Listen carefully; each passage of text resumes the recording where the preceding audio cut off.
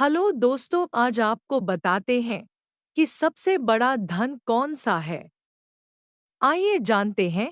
एक बार एक शक्तिशाली राजा घने वन में शिकार खेल रहे थे। अचानक आकाश में बादल छा गए और मूसलाधार वर्षा होने लगी।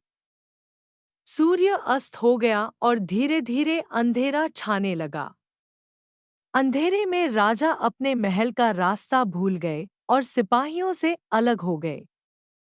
भूख, प्यास और थकावट से व्याकुल राजा जंगल के किनारे एक टीले पर बैठ गए। थोड़ी देर बाद उन्होंने वहां 3 बालकों को देखा। तीनों बालक अच्छे मित्र थे। वे गांव की ओर जा रहे थे। सुनो बच्चों, जरा यहाँ आओ। राजा ने उन्हें अपने पास बुलाया। बालक जब वहां पहुंचे तो राजा ने उनसे पूछा, क्या कहीं से थोड़ा भोजन और जल मिलेगा?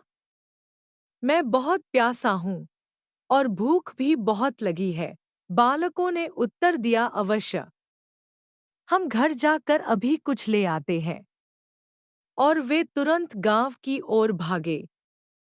वहां से जल और भोजन ले आए। राजा बच्चों के उत्साह और प्रेम को देखकर बहुत प्रसन्न हुए। राजा बोले, प्यारे बच्चों, तुम लोग जीवन में क्या करना चाहते हो? मैं तुम सब की सहायता करना चाहता हूँ। मैं तुम सब की सहायता करना चाहता हूँ।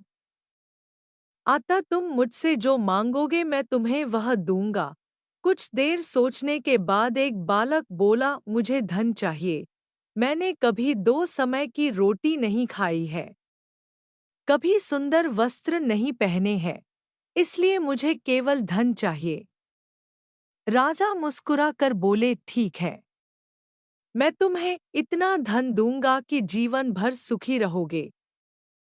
यह शब्द सुनते ही बालकों की रुचि का ठिकाना न रहा। दूसरे बालक ने बड़े उत्साह से पूछा, क्या आप मुझे एक बड़ा सा बंगला और घोड़ागाड़ी देंगे? राजा ने कहा, अगर तुम्हें यही चाहिए तो तुम्हारी इच्छा भी पूरी हो जाएगी। उसके बाद राजा ने तीसरे बालक से कहा, तुम भी मुझसे जो मांगोगे मैं तुम्हें वह दूंगा। इस पर बालक ने कहा, राजन, मुझे पढ़ने का बहुत शौक है। आप मुझे ऐसा आशीर्वाद दीजिए जिससे मैं पढ़ लिख कर विद्वान बन सकूं और शिक्षा समाप्त होने पर मैं अपने देश की सेवा कर सकूं। तीसरे बालक की इच्छा सुनकर राजा बहुत प्रभावित हुआ। उसने उसके लिए उत्तम शिक्षा का प्रबंध किया।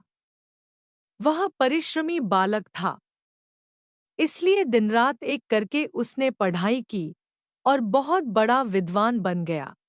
और समय आने पर राजा ने उसे अपने राज्य में मंत्री पद पर नियुक्त कर लिया। एक दिन अचानक राजा को वर्षों पहले घटी उस घटना की याद आई। उन्होंने मंत्री से कहा, वर्षों पहले तुम्हारे साथ जो 2 और बालक थे, अब उनका क्या हाल चाल है? मैं चाहता हूँ कि एक बार फिर मैं एक साथ तुम तीनों से मिलूं। अतः कल अपने उन दोनों मित्रों को यहाँ भोजन पर आमंत्रित कर लो। मंत्री ने भी दोनों को संदेशा भिजवा दिया और अगले ही दिन सभी एक साथ राजा के सामने उपस्थित हो गए। आज तुम तीनों को एक बार फिर साथ देखकर मैं बहुत प्रसन्न हूँ। इनके बारे में तो मैं जानता हूँ, पर तुम दोनों अपने बारे में बताओ। राजा ने मंत्री के कंधे पर हाथ रखते हुए कहा, जिस बालक ने धन मांगा था वह दुखी होते हुए बोला, राजा साहब, मैंने उस दिन आपसे धन मांगकर बहुत बड़ी गलती की। इतना सारा धन पाकर मैं आलसी बन गया और बहुत सारा धन बेकार की चीजों में खर्च कर दिया। मेरा बहुत सा धन चोरी भी हो गया और कुछ एक वर्षों में ही मैं वापस उसी स्थिति में पहुंच गया जिसमें आपने मुझे देखा था। बंगला गाड़ी मांगने वाला बालक भी अपना रोना रोने लगा और बोला, महाराज, मैं बड़े ठाट बाट से अपने बंगले में रह रहा था, पर वर्षों पहले आई बाढ़ में मेरा सब कुछ बर्बाद हो गया। और मैं भी अपने पहले जैसी स्थिति में पहुंच गया। उनकी बातें सुनने के बाद राजा बोले, इस बात को अच्छी तरह गांठ बांध लो, धन संपदा सदा हमारे पास नहीं रहते, पर ज्ञान जीवन भर मनुष्य के काम आता है और उसे कोई चुरा भी नहीं सकता। शिक्षा ही मानव को विद्वान और बड़ा आदमी बनाती है। इसलिए संसार में सबसे बड़ा धन विद्या ही है। अगर आपको यह कहानी पसंद आए तो प्लीज़ लाइक, शेयर कर, चैनल को सब्सक्राइब करें। धन्यवाद।